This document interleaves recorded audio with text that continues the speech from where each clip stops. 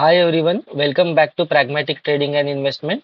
आज की हमारी ये वीडियो में हम डिस्कस करेंगे कि आने वाले टाइम में जो मेजर इंडाइसेस है यानी कि निफ्टी एंड बैंक निफ्टी वो किस तरीके से परफॉर्म करेंगे। सबसे पहले बात करते हैं लास्ट वीक के वीडियो की। ये एग्जॉशन गैप के ऊपर मैंने एक वीडियो बनाया था एग्जैक्टली एक वीक पहले, और उसी हिसाब से एग्जॉशन गैप ने अपना काम कर दिया।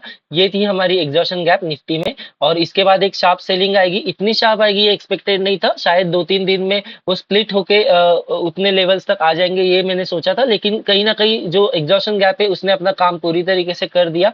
तो अगर ये वीडियो आपने अभी तक नहीं देखी तो इस वीडियो को देखें ताकि एग्जॉशन गैप किस तरीके से काम करती है। And other than exhaustion gap, run away gap and break away gap के बारे में भी डिस्कशन किया था, कॉमन गैप्स के बारे में भी डिस्कशन हुआ था। अगर ये सब के ऊपर आपको इन डेप्थ वीडियो चाहिए तो कमेंट सेक्शन में मेंशन कर दो, ताकि आने वाले टाइम में मैं कोशिश करूंगा इसी तरीके के कॉन्सेप्ट्स को अच्छी तरीके से एक्सप्लेन करूं। तो ये थी एग्जॉशन गैप, और एग्जॉशन गैप के बाद हमें एक शार्प सेलिंग देखने मिली। कहीं ना कहीं अब जो निफ्टी 50 का स्टॉक है, सॉरी निफ्टी 50 का जो इंडेक्स है वो 50 एक्सपोनेंशियल मूविंग एवरेज के अराउंड सपोर्ट लेता हुआ हमें दिखाई दे रहा है।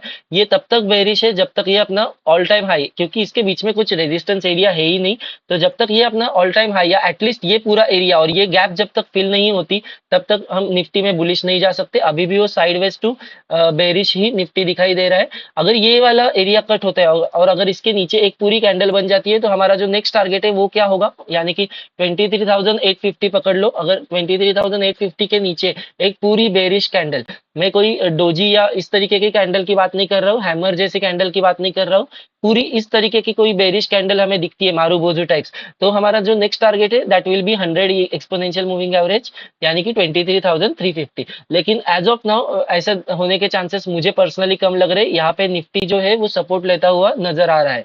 तो निफ्टी की बात करें तो ये एक साइडवेज एरिया है, यहाँ से जब तक ऊपर नहीं जाएगा हम लोग साइडवेज टू बेरिश ही रहेंगे।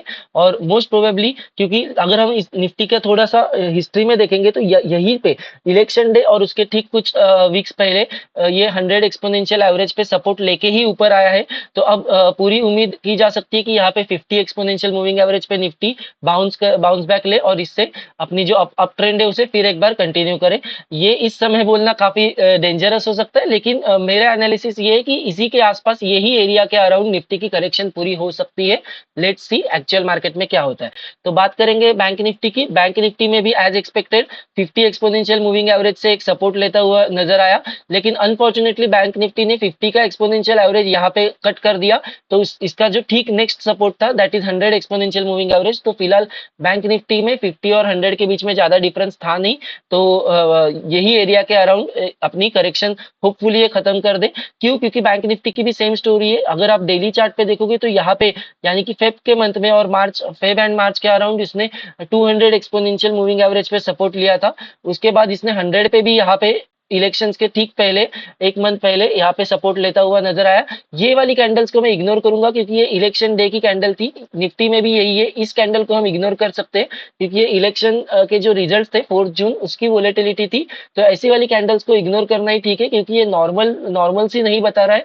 ये जो नॉर्मल ट्रेडिंग आवर्स रहते हैं या एक्चुअल जो डिमांड सप्लाई रहता है without any emotion, without any panic selling या फिर कोई न्यूज के वजह से नहीं है। ये जो normal day to day trading होती है, डिमांड सप्लाई होता है और मार्केट का जो ट्रेंड है वॉल्यूम से, उसके अकॉर्डिंग जो ट्रेंड्स बनते हैं स्टॉक में और स्टॉक्स की वजह से इंडेक्स में। ऑलवेज रिमेंबर, स्टॉक्स इंडेक्स बनाता है, इंडेक्स स्टॉक्स नहीं बनाता। तो अगर कोई स्टॉक्स में वॉल्यूम्स आ रहा है और उसके वजह से इंडेक्स ऊपर जा रहा है, so that is a very good indicator. तो ये वाली कैंडल को हम फिलहाल इग्नोर करेंगे। क्यों? क्योंकि ये इलेक्शन की न्यूज के वजह से ऊपर नीचे हुआ था। इतनी वोलेटिलिटी यूजुअली इंडाइसेस में देखने नहीं मिलती। तो बात करेंगे बैंक निफ्टी की। तो बैंक निफ्टी अभी 49,860 के अराउंड, ये जो एक्सपोनेंशियल मूविंग एवरेज है कौन से कैंडल्स की, 100 exponential moving average of daily time frame, यहाँ पे सपोर्ट लेता हुआ नजर आ रहा है।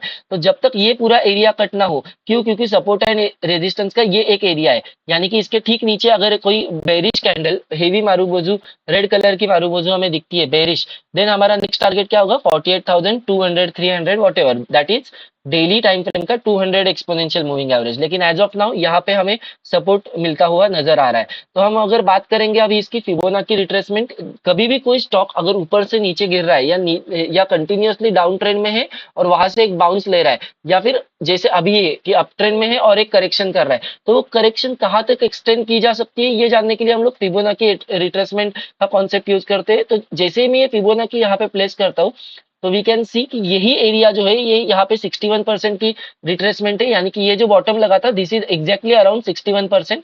तो शायद होपफुली हम बात कर सकते हैं कि बैंक निफ्टी यही एरिया के आसपास अपनी करेक्शन पूरी करके अप ट्रेंड वापस कंटिन्यू कर दे। अप ट्रेंड जाने के लिए कंडीशन क्या होगी? अप ट्रेंड जाने के लिए एटलीस्ट ये एरिया के ऊपर ही हम बुलिश होंगे, यानी कि 51,913। आप 52,000 पकड़ सकते हो, यानी कि ये वाला कंप्लीट एरिया। जैसे ही निफ्टी बैंक निफ्टी इसके ऊपर जाता है, टिल देन हमें बुलिश नहीं होना है, हमें bearish to neutral to bearish ही काम करना है। तो ये था हमारा बैंक निफ्टी के लेवल्स। अगर निफ्टी में हम बात करेंगे तो ये वाले एरिया के अराउंड एटलीस्ट ये गैप फिल होनी चाहिए, और यहाँ पे बीच में कोई है नहीं क्योंकि रेजिस्टेंस, क्योंकि एक साइडवेज कंसोलिडेशन है। बैंक निफ्टी में ये इतना फॉल आया, लेकिन निफ्टी में उतना ज्यादा फॉल नहीं आया है। निफ्टी शुरू से ज्यादा बेरिश था, तो ये ऑल टाइम हाई, इसके ऊपर हम फिर से बुलिश होंगे, और एटलीस्ट ये वाले एरिया के ऊपर हमें स्ट्रेंथ नजर आती हुई मिलेगी। क्यों? क्योंकि ये जो गैप गैप थी, सबसे पहले ये गैप फिल हो जाएगी एंड देन निफ्टी अपने ऊपर की चाल कंटिन्यू करने के पूरे चांसेस है। तो एज ऑफ नाउ ज्यादा बेरिश होने की जरूरत नहीं है, लेकिन ज्यादा बुलिश भी नहीं हो सकते अनटिल एंड अनलेस कोई रेजिस्टेंस एरिया कट ना हो। अगर सपोर्ट एरिया कट होता है तो हमारे पास बहुत सारे सपोर्ट्स है। एक बार हम फिबोनाची रिट्रेसमेंट निफ्टी में भी प्लेस करके देखेंगे। अब निफ्टी की बात करें तो मैं ये वाला सपोर्ट नहीं लूंगा, या फिर ये वाला जो बॉटम एरिया इसे कंसिडर नहीं करूंगा। जैसे मैंने बताया कि ये एक इलेक्शन डे के रिजल्ट की वजह से आया था, तो हम यहाँ से अगर फिबोनाची प्लेस करें तो ये एग्जैक्टली 38% की करेक्शन पूरी होती है। ये वाला जो एरिया है this is exactly 38% of Fibonacci retracement. तो ये काफी रिलायबल एरिया है। हाँ, 61% जितना रिलायबल नहीं है। 61% की कोई करेक्शन है तो that is the best area. अगर वहां से कोई स्टॉक रिवर्सल ले रहा है या कोई इंडेक्स रिवर्सल ले रहा है तो हम उस पर काफी ज्यादा भरोसा कर सकते हैं। तो अगर हम बात करेंगे इसके 61% की, तो एग्जैक्टली 100 एक्सपोनेंशियल मूविंग एवरेज पे आ रहा है। पर मुझे नहीं लगता अभी फिलहाल यहाँ पे स्ट्रेट अवे नीचे जाएगा। अगर नीचे भी जाएगा तो थोड़ा कंसोलिडेट करके फिर एक ब्रेकडाउन देने के चांसेस है। लेकिन एज ऑफ नाउ ये 38% की करेक्शन पूरी करके ऊपर जाने के चांसेस ज्यादा नजर आ रहे हैं। किसमें? निफ्टी में। वेराज बैंक निफ्टी में हो सकता है यहाँ पे कंसोलिडेट करे और ऊपर जाने में थोड़ी परेशानी आए। The reason is bank Nifty में जो फॉल था वो काफी ज्यादा था निफ्टी से compare to Nifty. Bank Nifty slightly ज्यादा बुलिश था, सॉरी स्लाइटली ज्यादा बेरिश था। उसमें जो ये भी आया, फॉल भी आया, उसकी जो इंटेंसिटी थी वो काफी ज्यादा थी। क्यों? क्योंकि ये एक सेक्टर स्पेसिफिक इंडेक्स है, ये एक बैंक निफ्टी है, यानी कि बैंकिंग सेक्टर के रिगार्डिंग इंडेक्स है। वेराज निफ्टी 50 में क्या है, टॉप 50 कंपनीज है, पूरे इंडिया के कंपनीज है। तो ये एक मिक्स इंडेक्स है, इसमें सारे सेक्टर्स इंक्लूडेड है। इसलिए बैंक निफ्टी का बीटा हमेशा, बीटा यानी कि क्या, responsiveness towards the main index. अगर निफ्टी 2% इंक्रीज करता है तो बैंक निफ्टी शायद 2.5 या 3% भी करे, और सेम अदर वे राउंड। इसका मतलब क्या है कि अगर निफ्टी क्रैश करेगा 2% तो हो सकता है बैंक निफ्टी में जो गिरावट है वो ज्यादा देखने मिले। तो अगर ये आपको एनालिसिस अच्छा लगा हो तो इसे लाइक करें, अपने फ्रेंड्स और फैमिली के साथ शेयर करें, और इस चैनल को सब्सक्राइब करें। थैंक यू एंड जय हिंद।